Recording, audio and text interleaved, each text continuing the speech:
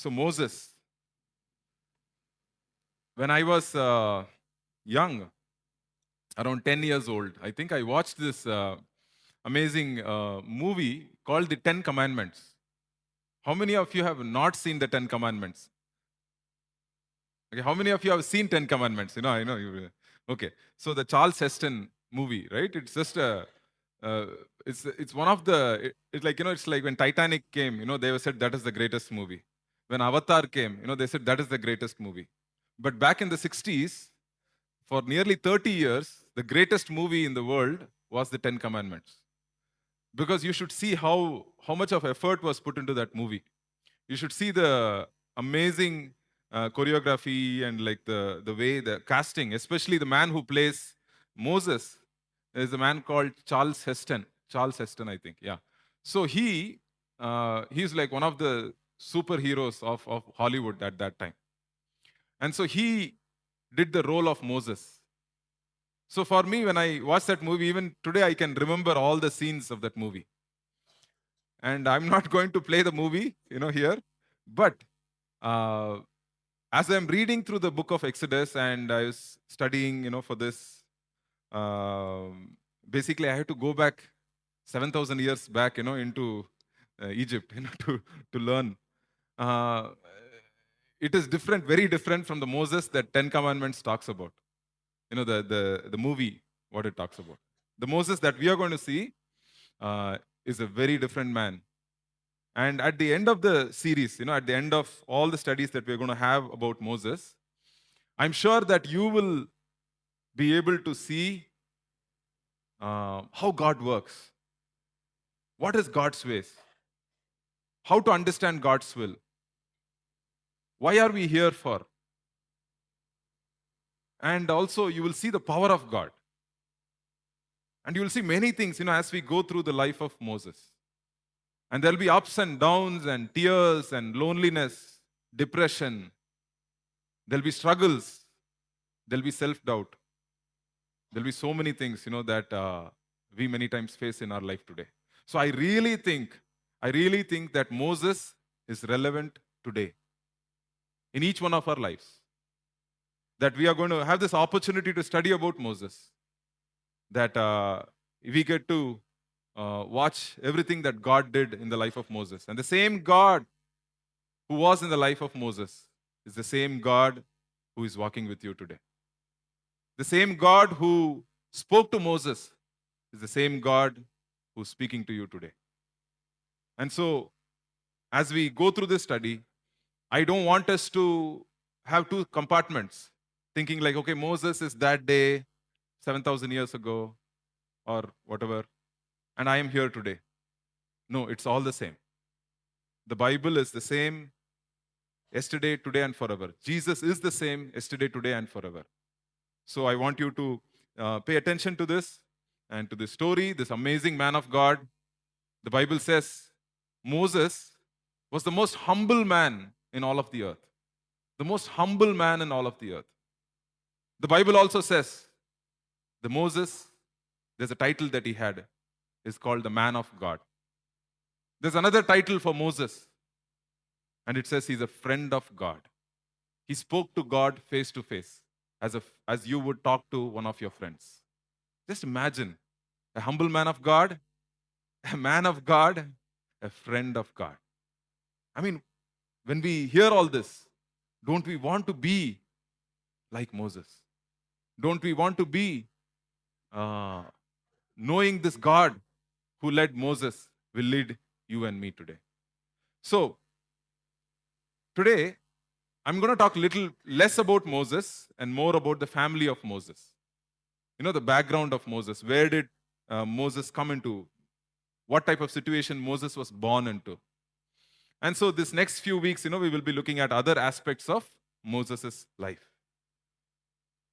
When God was talking to Abraham, remember, Abraham is like many, nearly like 400, 500 years ago. In Genesis chapter 15, God says something to Moses, to Abraham.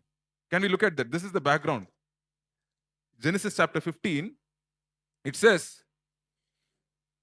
in verse 13, it says, then the Lord said to Abram, know this for certain, your offspring will be a resident aliens for 400 years in a land that does not belong to them and will be enslaved and oppressed.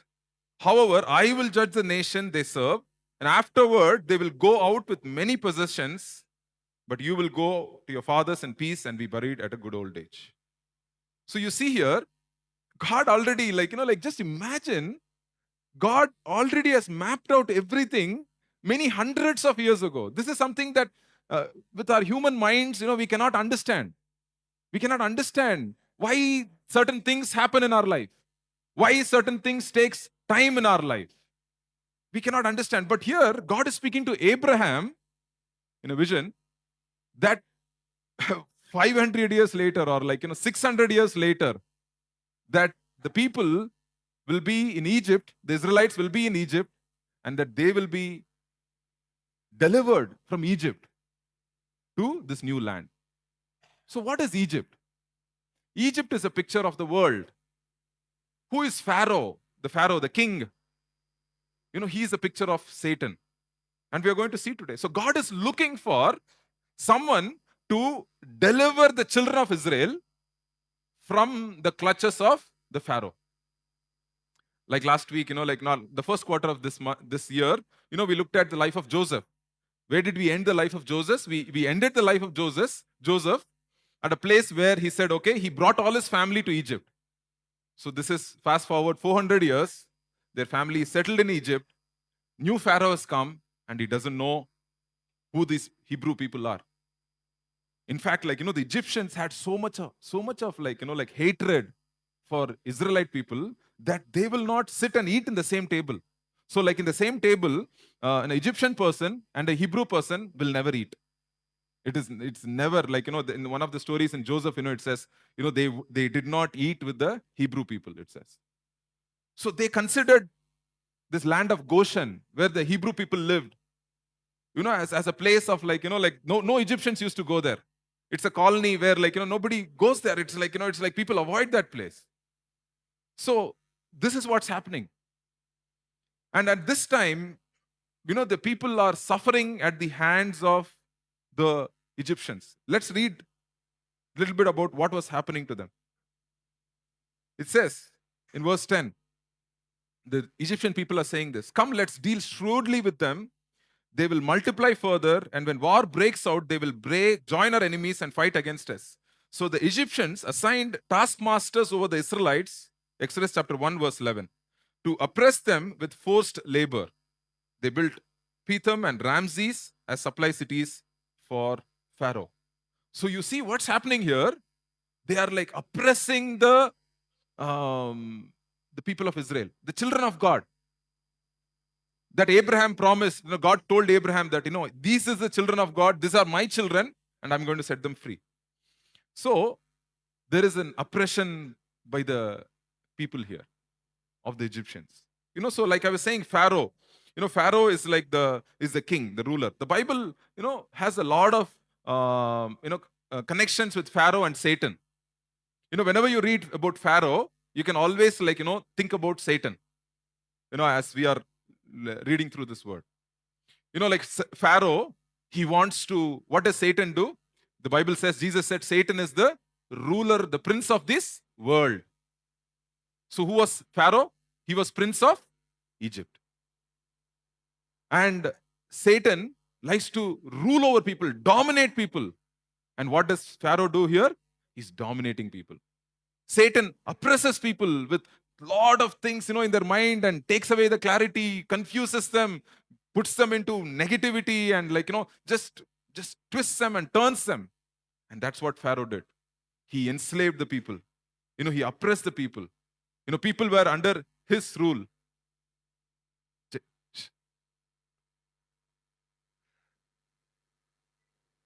So they are living in bondage. And so we have to understand, living in bondage, it's they don't have any rights. They don't have any of their own people, that they can go and do something. So these people are living under a type of Satan called Pharaoh. And we'll go through this, in the next coming weeks. At one time, Moses says, hey, I want to take my people to worship God. We want to pray. We want to pray. We want to go and worship God. You know what Pharaoh said? What did he say? He said, like, only few of you go first. And he said, no, go only for 3 days and then come back. And he will say, like, no, don't go with your family. Just you guys go and come. So Pharaoh, like Satan, doesn't want us to worship God. Doesn't want us to worship God. So Pharaoh is like that type, he's oppressive, he's enslaves people. Like, today when people get addicted to certain things, it's that enslavement, they cannot come out of it. So Pharaoh is a picture I want you to remember, because we're going to study this for the next few weeks. So I want you to understand, whenever I talk about Pharaoh, keep in your mind that it's a type of Satan. And Moses, I want you to keep in your mind, as we go through this study, is a type of Christ.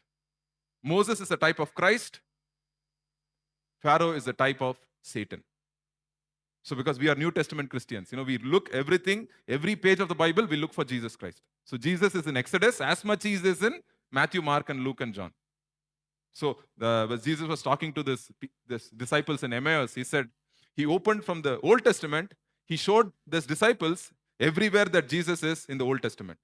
So for me, one of my favorite things to do when I'm studying Bible is to find Jesus in every chapter of the Old Testament. Because every chapter, there is Jesus in the Old Testament. For another day, I'll talk about that. But the thing is, what does the enemy do? There are 3 things the enemy does here in chapter 1. 3 things the enemy does. That means who? Pharaoh's people do. They're seeing the Israelites, they are growing. The Hebrew people, also called the Hebrew people, Israelites are also called the Hebrew people. The Hebrew people are growing, they're multiplying.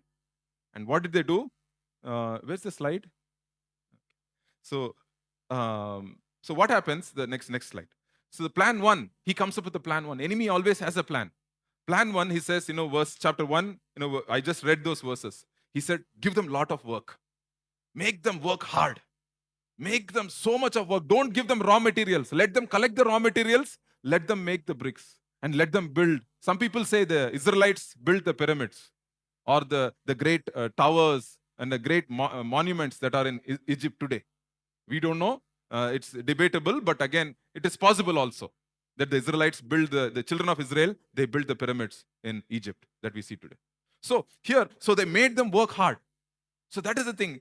Because they were multiplying, they were growing, they were getting prosperous. But enemy doesn't want us to be prosperous. That's the thing, right? The enemy's plan is to enslave you and to stop your growth. And that is first thing you have to understand. Paul was in Thessalonica church for 3 weeks. New church, he started only for 3 weeks. And then by 3 weeks, he was kicked out of that city. Paul was kicked out of the city. And immediately with his heart broken, Paul goes and writes a letter to the church in Thessalonica. He says, I wanted to come to your church, but Satan hindered me, he said. And the second thing he says is that, I came and spoke to you only for 3 weeks. 3 Sundays I was there. And, I'm afraid that the tempter might tempt you. So you see what's on the mind of Paul is that when a new believer comes to Christ, you come to church, you are being part of fellowship, you are coming and you want to grow in Christ. You're learning some things from the Bible. You're learning some things from men and women of God around you. And you make some decisions for God, whether it's ministry or something. The first thing is, Satan will make it hard on you to grow. And he will delay your growth. He'll disrupt your growth. So that is the thing. So these children of Israel are multiplying. And what's happening? What's the plan 1? Give them more work. Let them work so hard. So when they go back home tired, they get like, in that movie, The 10 Commandments, people, when they are working so hard, they die. They die. And like, the Pharaoh is planning that they will kill the children of Israel so that they won't multiply. But what happens? Look at what God does in every step, what God does. Verse 12. Exodus chapter 1, verse 12. It says, but more they oppressed them, the more they, what? Multiplied. Amen? Can we all say? The more they oppressed them, the more they multiplied. This is God's way. Whatever the enemy can bring, whatever the enemy can plan to hinder the growth of a child of God, more the oppression, the more the growth. And that is something we have to understand. This is the spiritual principle. You have to basically write it in your home or something. The more you are oppressed, the more you will grow. It is good that I was afflicted so that I can learn the statutes of God, says psalmist. We are afflicted but not broken, says Paul. So this is a spiritual principle across the Bible. The more you're oppressed, the more you will multiply and spread. And so now the plan one didn't work for Pharaoh, right? Enemy always has different plans. He always has different plans. What's plan 2? Exodus chapter 1, verse 15 to 21. He said, what? The king of Egypt said to the Hebrew midwives, he said, when you help the Hebrew women, verse 16, give birth, observe them as they deliver. If the child is a son, kill him. If it's a daughter, she may live. Next plan. Plan number 2 of Satan is what? To stop you from growing. To stop the children of Israel from growing. What is it? To kill the male babies. To kill the male babies. But you know what happened? Those days they call them midwives. You know, midwives means what? Midwives means like let's say nurse. Those days, they didn't have Apollo Hospital and Fortis Hospital and all to deliver babies. So what they do, the women, the midwives, the nurses used to come to the home. So they used to deliver in the homes. So what happened? They said before the mom opens the eye, the midwives will see the baby. What gender is the baby?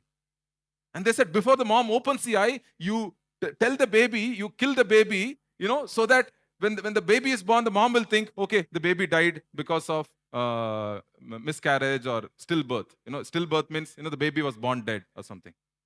So this is the job was given to the midwives. So you know what happens? However, verse 17, the midwives, however, feared God. They feared God. Did not do as the king of Egypt had told them. So they said, let the boys live. So the king of Egypt summoned the midwives and asked, what have you done this and let the boys live? The midwives said to Pharaoh, verse 19, the Hebrew women are not like the Egyptian women, for they are vigorous. Amen? They are vigorous. Christian women are not like the worldly women. They are vigorous. Circle that word, every sister. Vigorous. They are strong. They are vigorous. And it says, they give birth before the midwife can get to them. Basically, they are saying they don't need a doctor, is what they are saying. God gives birth to them. And so the vigorous women, not the Egyptian women. The Egyptian women, they need all the, you do this, and like hundreds of midwives. But the Hebrew women, they are what? They are vigorous, strong. And that's who we are in Christ. We are not some defeated people. Christ has won the victory on the cross. So we are winners. We are more than conquerors through Christ, it says. We are more than conquerors through Christ. So the thing is like, when the power of God is upon your life, when the fear of God is in your life, you are vigorous. You are full of vigor. The word is strong, it says.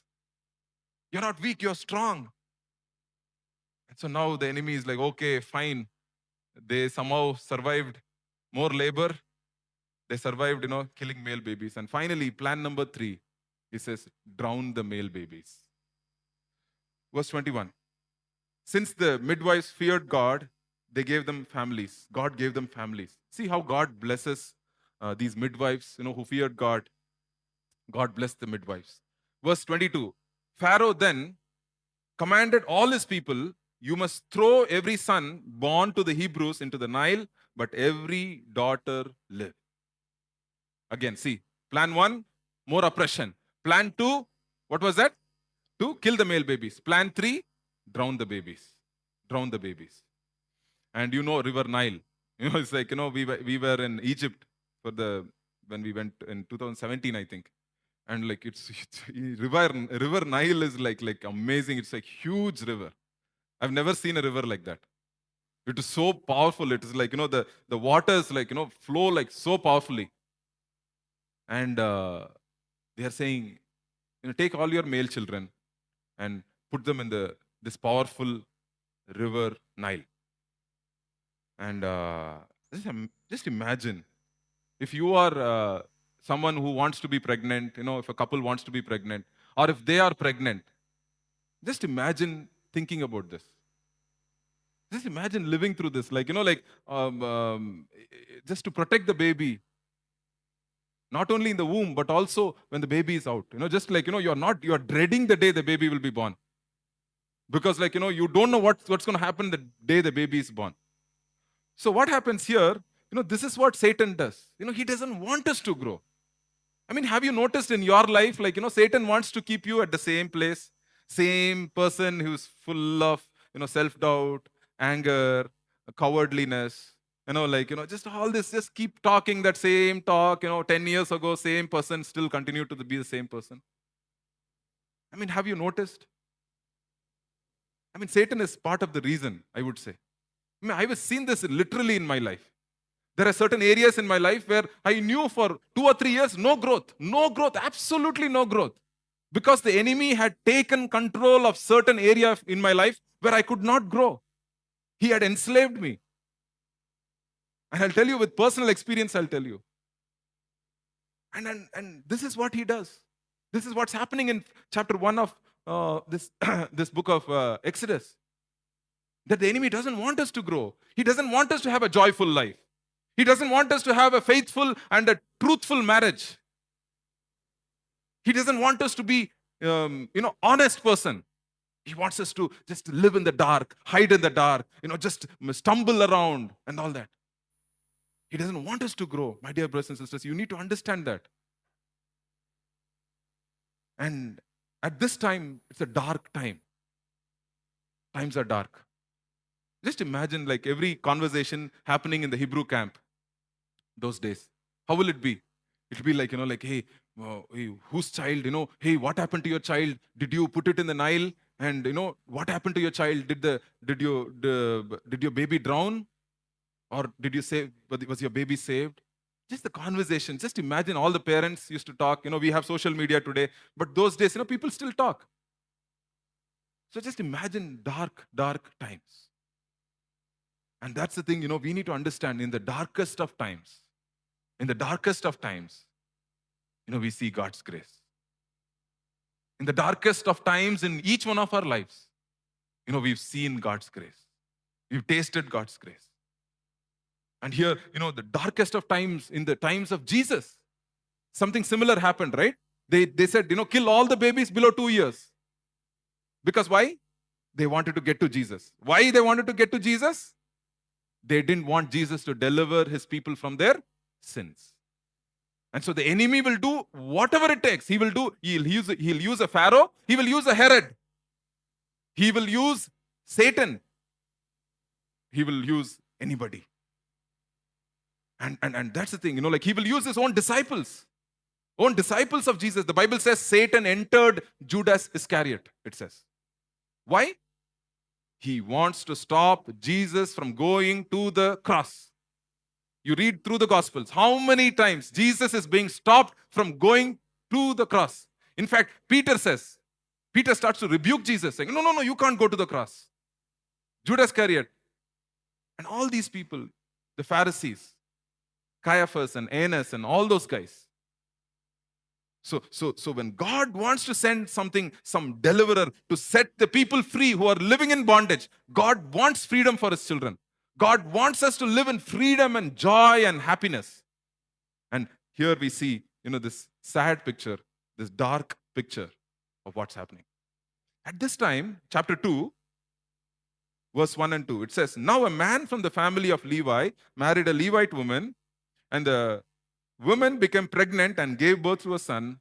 When she saw that he was beautiful, she hid him for 3 months. When she saw that he was beautiful, she hid him for 3 months. In the dark time, who is born? Moses is born. At the darkest time in history of Israel, who was born? Jesus was born. Jesus was born. You see the picture? You see the connection between Jesus and Moses? You will continue to see every chapter, like I tell you, is talking about Jesus. Every Old Testament chapter is talking about Jesus. Jesus is the centerpiece of the Word of God. He is the Word of God. So what's happening here? So this beautiful baby is born. So they said, like, okay, let's hide this baby for 1 month.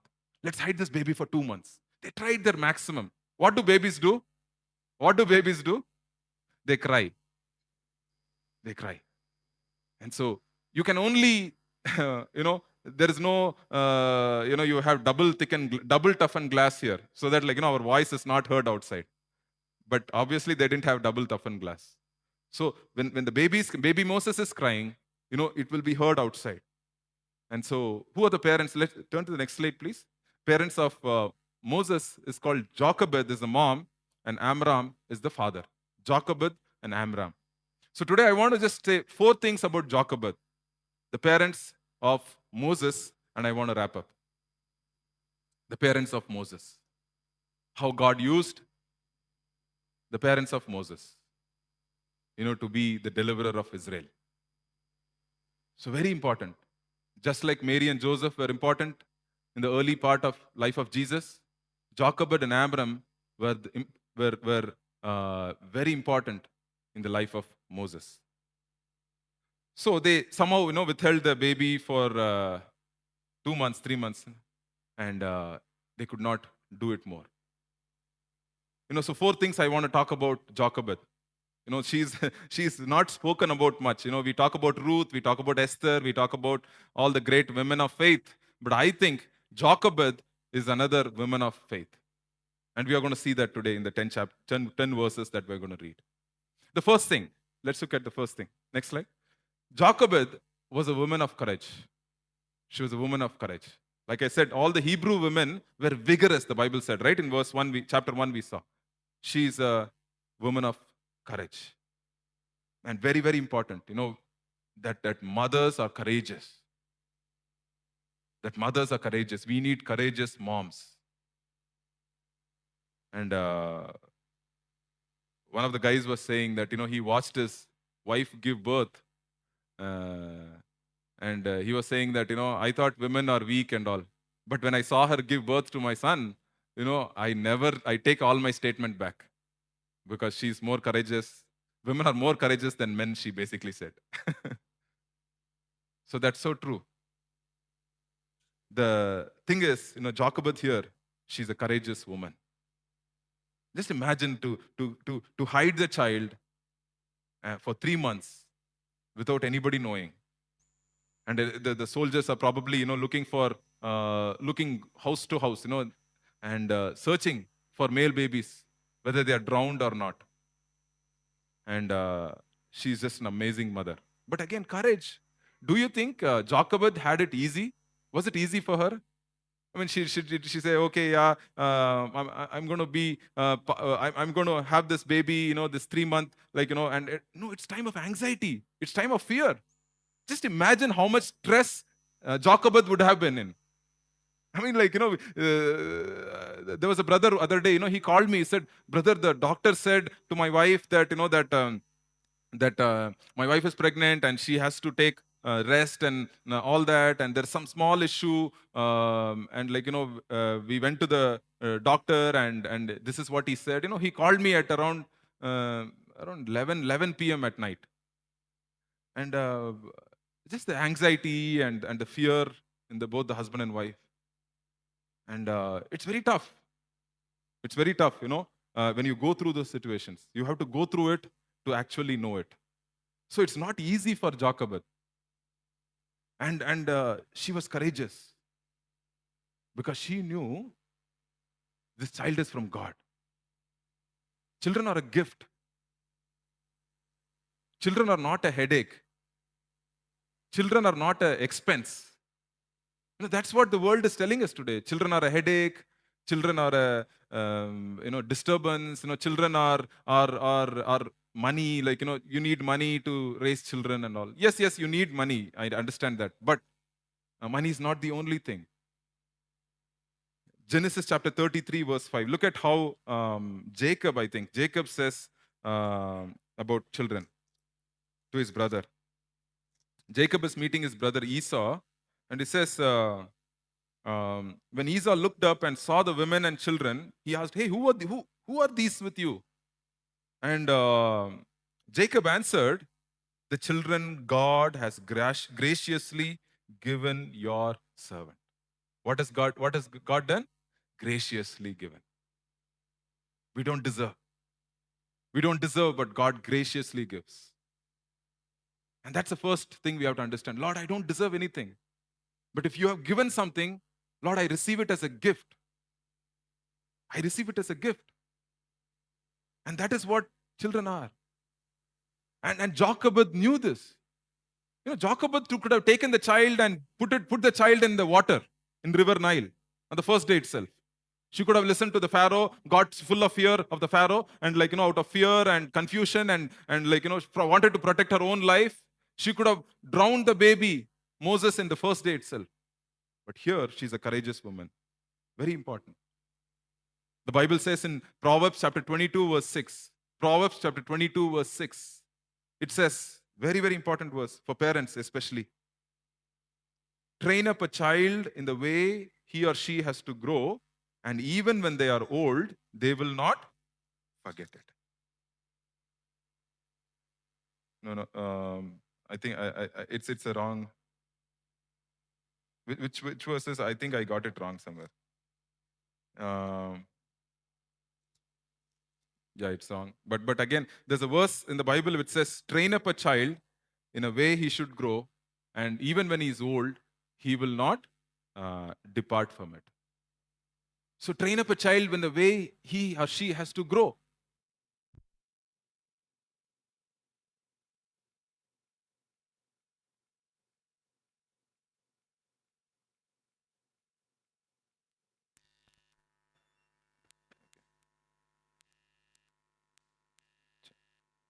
Check.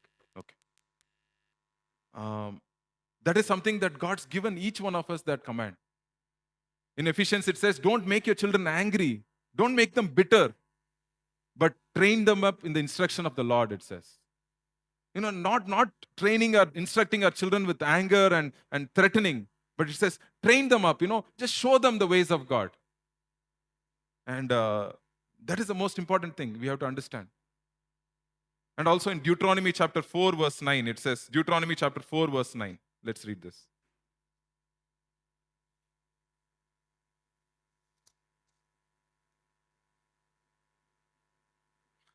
It says the second part, it says, "Be on your guard, diligent, watch out for yourself, so that you don't forget the things your eyes have seen, and so that they don't slip from your mind as long as you live. Teach them to your children and your grandchildren." Teach them to your children and grandchildren. Chapter 6, verse 7, it says, Deuteronomy chapter 6, verse 7, it says, "These words that I'm giving you today are to be in your heart. Repeat them to your children. Talk to them when you sit in your house, when you walk along the road, when you lie down, and when you get up." So, parents, we need to try to find opportunities to share about God with our children. You could go to a park, or you could be going to a mall, or you could be going to a outing, or you could be on the way to school or back from school. Try to find opportunities to show about what is God's heart. It could be a movie that you're watching with your child, and you could show God's heart. And that's the thing, here it says, train up a child, or like repeat to them, talk to them when they are sitting, when they are walking around the house and all that. Obviously you want to balance, don't want to always keep talking and nagging them. But again, you have to find opportunities to speak the truth, to tell them what is right and what is wrong, because we are training them. God has given us children so that we can train them in the best way we can possibly can. Especially children, they don't know what is right or wrong. They will believe everything. And so how do you train them? And especially children, they don't know how to talk to elderly people. They don't know how to relate to other people when they are, someone in school, they shout at your child or they beat your child. What will you tell your child? "Here, I take this knife and you take revenge." Will we tell? No, we take it as an opportunity. Everything that the child goes in the school or college, we take it as an opportunity to grow our children in grace. How do we grow our children in grace? And how do we make them understand the relationship, that father and son relationship that we have with God? How do we show that, through our lives? So very, very important. And so that is why here, we see that God has given you this calling, this gift. So many times, they say, oh, children is a gift, children is a gift. Yes, children are a gift. But you know how hard it is to raise children. How hard it is to raise children. And like, if it's really a gift, you will take care of that gift. You will pray for the children. John Wesley's mother, Suzanne Wesley. John Wesley was 15th child, in that family. And the mom, she had like so many kids. Those days they used to have so many children. But just imagine, like, how much John Wesley, in his writings, he talks about his mother often.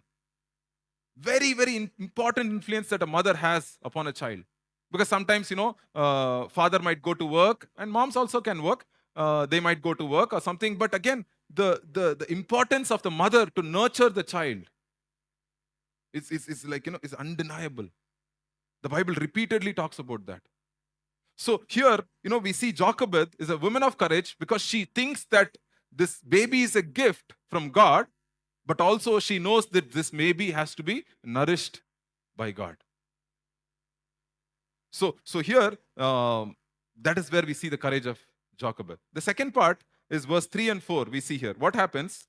When she could no longer hide him, she got a papyrus basket for him. Next slide and verses.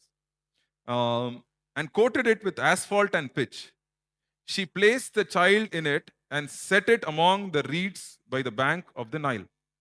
Then his sister stood at a distance in order to see what would happen to him. In Hebrews chapter 11, verse 23. Look at Hebrews chapter 11, verse 23.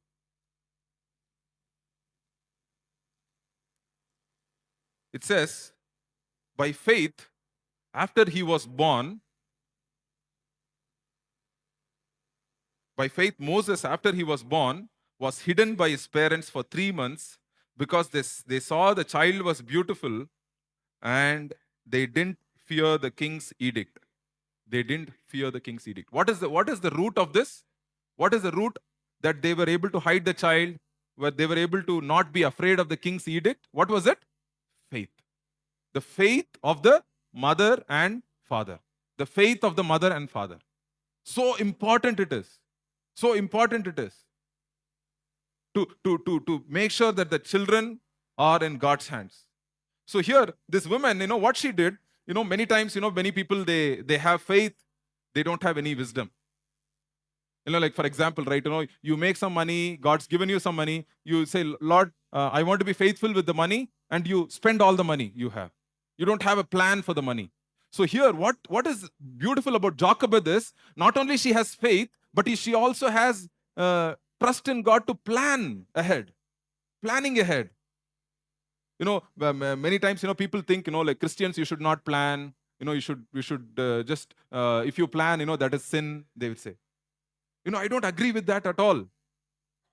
And so here we see this woman, she has faith, but she's also planning. She's planning for the child, to put a child in a basket and making sure that the child will be safe. So she has faith, she's trusting God, but she's also planning. So very important. So I want to say something. Worrying is not, planning is not worrying. Right? Many people, they misunderstand. They think, okay, if I plan, that means I'm worrying too much. No. Planning is trusting God and asking God's wisdom to plan our finances, to plan our family life, to plan everything in our life. Right? With God's wisdom. And that is what Jochebed is doing here. She is planning with God's wisdom. She's preparing something so that, she can take this child and, she could not hide this child anymore. 3 months, she could not hide this child anymore because the child would have been caught. So she said, okay, let me put a basket. It's actually it's called the ark.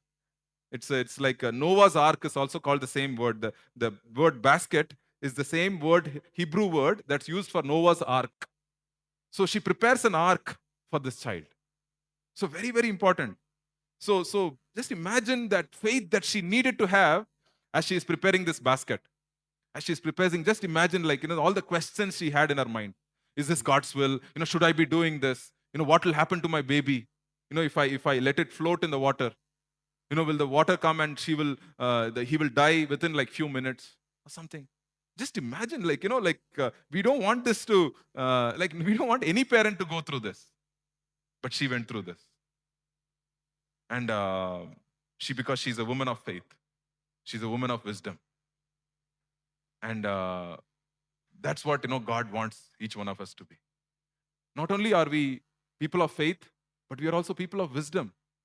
I'm telling you, I was thinking about what title to have for the youth retreat, that's coming up next month. One title that's been coming to me is wisdom. Today we have everything in our hand. We have power. We have intelligence. You go fire up ChatGPT, you have all the intelligence you want. You have knowledge, abundance of knowledge, all the 2,000 years of knowledge in your hand. We have a lot of money. We have a lot of comfort. We have abundance of everything. We have a lot of connections. We have friendships. But I think one thing is lacking, dear brothers and sisters, is what?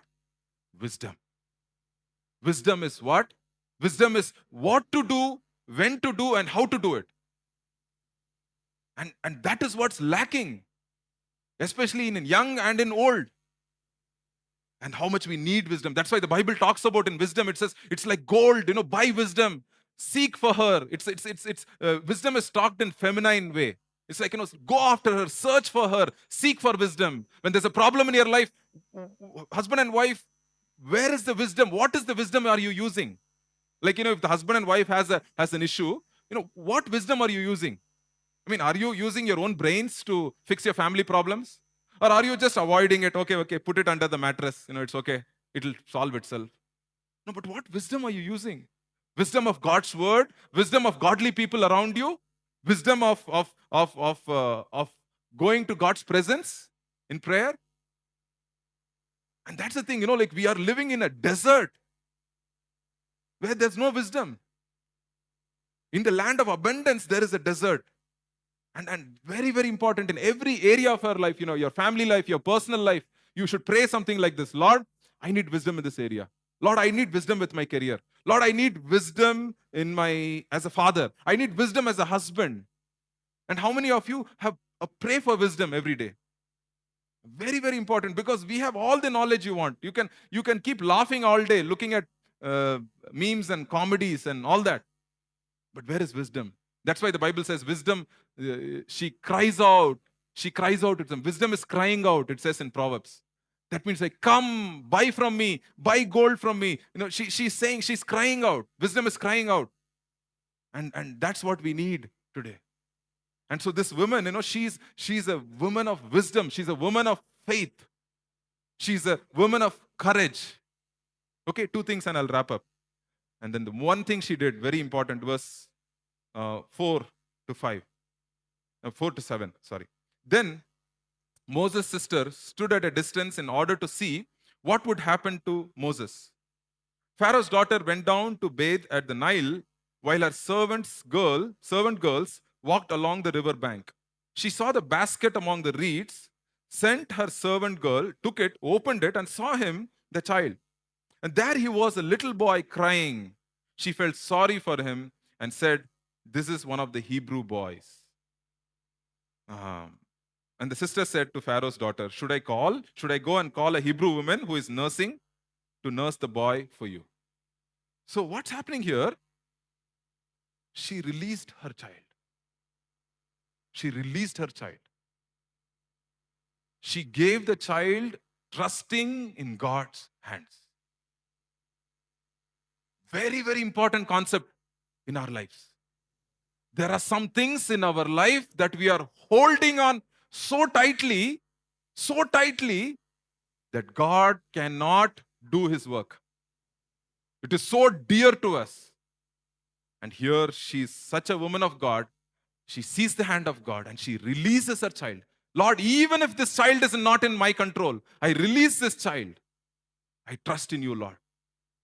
Some of your parents, they send their daughters to higher education, to different cities, different countries, and different places.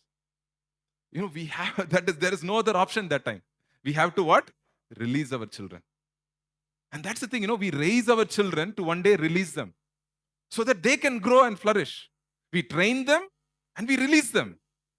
Many times, parents don't release them. Like, they're like, oh, they hold on tightly. I am still in control. 2 weeks ago, there was a family problem. I was working and this mom calls me. She tells about her son and her son-in-law, daughter-in-law, about what all the fights going on and the depression and the fight and all the things she went on for a long time. I knew in my heart, that lady has not released her son. When I say release, that means like, just throw your son away. No. Giving your son or daughter into God's hands. Do you remember Abraham's story? And on the Mount of Moriah, what did he do? He took Isaac and he gave Isaac to God. So he released Isaac. Lord, this is my only son, but I give him to you. And then God gives back the child to who? To Abraham. Same thing happens here. Jochebed releases a child to who? To God's hands. And what happens? She gets her child back. Amen? So in our hearts, whatever is the most dear and precious to us, we need to release it to God. In Tamil, I like that word. It's called oppu kodukurathu. Oppu kodukurathu. Kannadadalli, what is in Kannada? Oppu kododa? Oppu kododu. Oppisi kododu, correct. So it is releasing to God. Lord, I am not in control of my child's life. I will raise my child. I will raise the situation, but I have released it to you. And so you see the peace that comes into our hearts when we release things to God and say, Lord, I'm trusting in you. It's like, it's a river Nile and it's very nasty river. And Lord, I'm trusting that you will protect my child. And yes, I still take care of my child, but I trust that you will guide. And so this is very, very important. So in our life, is there any areas in your life where you're still feeling anxiety and like it's your work, it's about your work or it's about something? Maybe you need to release it to God. Say, Lord, like literally, Lord, this is yours. This is your problem here afterwards. You take care of it, Lord. I've tried it too much. It's hurting my hands, but I give it to you. And so Jochebed is a woman of faith, a woman of wisdom, but a woman who knew what it is to release her child into God's hands. And so give it a situation like, maybe the doctor says some things. Doctors can say a lot of things.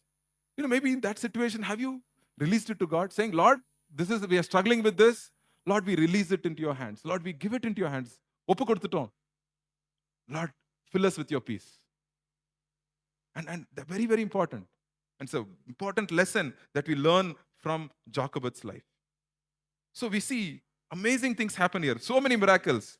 Just imagine if that Pharaoh's daughter didn't come to take bath that day. What will happen? Just imagine she came 1 hour later to take bath. Just imagine she was seeing somewhere else and she didn't see the basket. Just imagine when she opened the basket, the baby didn't cry and she got a Hebrew baby. Hey, kill it. No. Too many coincidences. This is God's hand. This is God's invisible hand. When we trust God, when we trust in God's wisdom, He's going to take care. He's going to take care of the details. He's going to take care of the details of our life. Where I need to go, what I should do, how I should do, when I should do. God's going to take care of the details. If I am trusting God, and if I am filled with His wisdom, and if I take care of what God's given in me, in my hand as a gift, everything that God's given to you is a gift. Your family, your child, your career, your education, or your lack of education. Whatever, any small amount of talent you have, that itself also is a gift. We brought nothing into this world. We take nothing from this world, the Bible says. And so here, finally, I want to say this and close. Her faith was rewarded. We see this. Her faith was rewarded. It says, go, Pharaoh's daughter told her. So the girl went and called the boy's mother. Who is it? It happens to be Moses' mother. Thank God, she didn't bring some other mother. Then Pharaoh's daughter said to Moses' mother, take this child, nurse him for me, and I will pay you wages. Just imagine, being paid to raise your own child.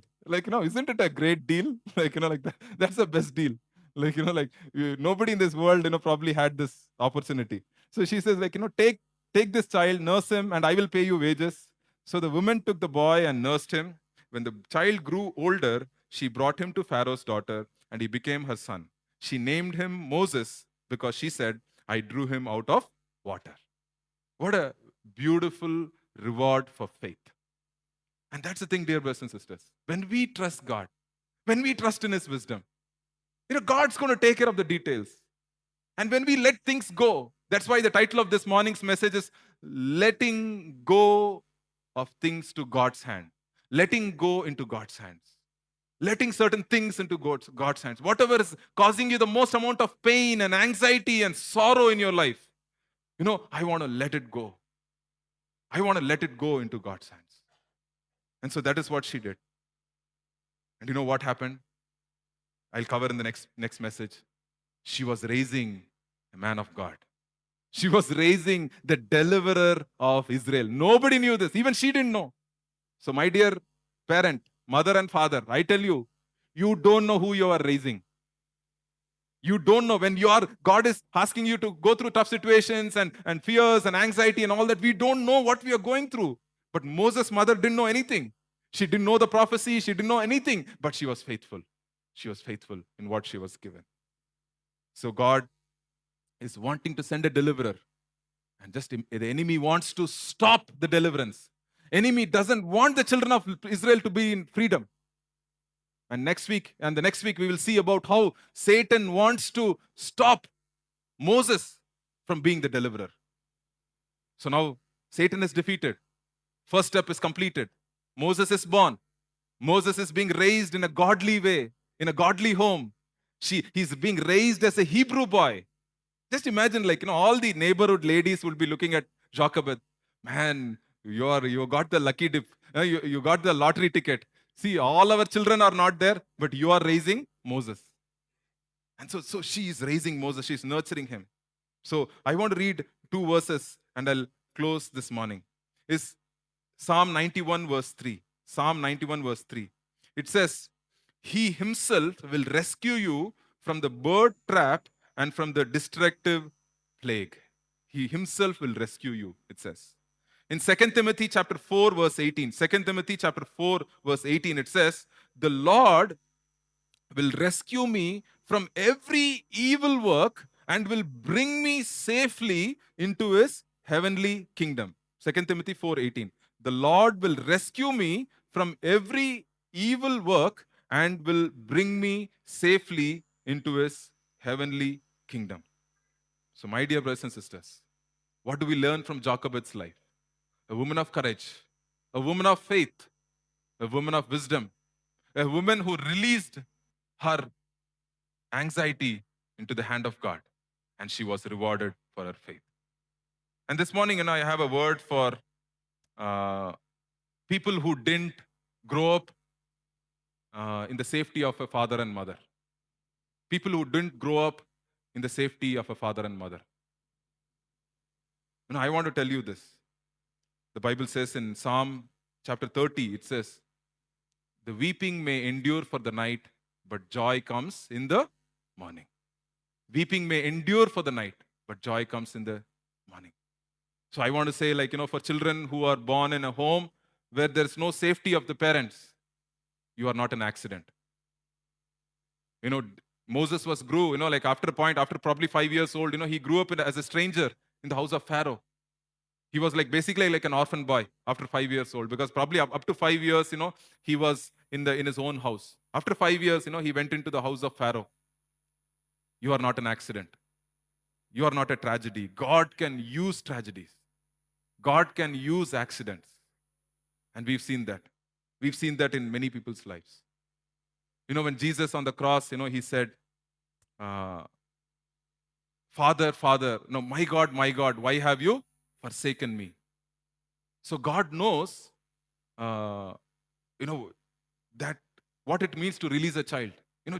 God released Jesus Christ for you and for me. He released Jesus Christ for you and for me. So God knows when Jesus cried out, my God, why have you forsaken me? And then Jesus cried out on the cross, Father, into your hands I commit my spirit. I commit. I commit this, Lord. And so, very, very important that even though we didn't have the safety of the father and mother, in spite of the tragedy, you see all the tragedies that we saw in chapter 1 and chapter 2, all the tragedies that were happening, that God was faithful, God was working, the invisible hand of God was at work. And so Moses, the man of God, is born to deliver the children of Israel. So in the next message, we will see what it means to be refined and prepared by God. Next message, we'll see what it means to be refined and prepared by God to take up spiritual leadership.